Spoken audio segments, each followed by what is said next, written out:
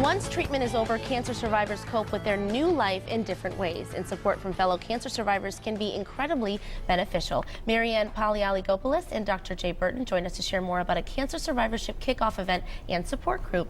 Lovely to have you both here this morning. Thank you, Ashley. Now, Dr. Burton, you are a cancer survivor. You're also a doctor. Now, tell us briefly your story and why it's so important for you to offer support to those who are survivors. It ties into your earlier segments today in that I was at Long Meadow Days in May of 2010, and there was a blood mobile there, and my wife said, "Why don't you go donate blood? You never have time." So I went. They found I was anemic. They wouldn't take my blood, and what happened that week was I had to go through more blood tests and a bone marrow biopsy, and was found to have acute myeloid leukemia, which is another form of acute leukemia, and went through chemotherapy.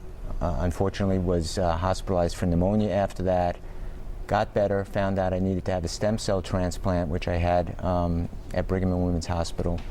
And that was in October of 2010. I've been in remission since July of 2010 from the first round of chemo that almost killed me. But I've been back to practice now for 2 years.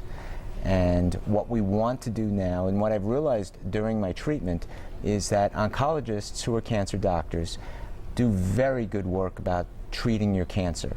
However, there's a lot that goes on in medicine that's not related to subspecialty care, that's related to primary care. And I'm a primary care doctor, and during that time, I kind of helped my oncologist do primary care.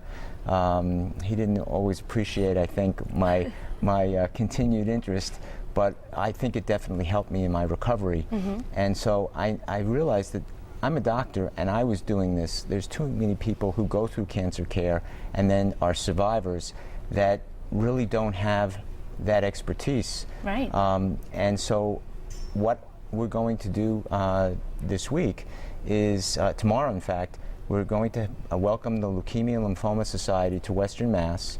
They have not had a presence here for a long time, and I will be speaking about my journey and my development of a primary care cancer survivorship program, but we will also be announcing a blood cancer support group that will be starting April 24th on Thursday nights, the fourth Thursday of every month.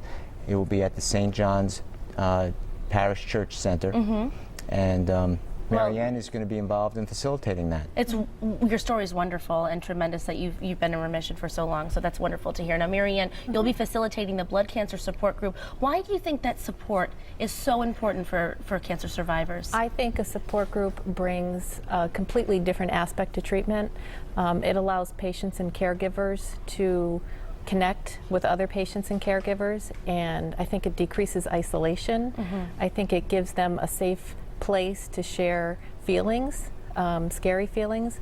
I think that patients come encounter with many doctors, nurses, nurse practitioners, oncologists, but to reach out to somebody who's going through the same thing that you're going through is a completely different benefit. Absolutely, Yes. and that is such a wonderful opportunity for them because, of course, cancer survivors have their family, but their family doesn't always understand what they've been through. So I think the opportunity that you're offering is so wonderful for the community in Western Massachusetts. So the Cancer Survivorship Kickoff event is tomorrow evening at St. John's Parish in Agawam, and people can reach out to you, Marianne, if they need any more information or would like to RSVP.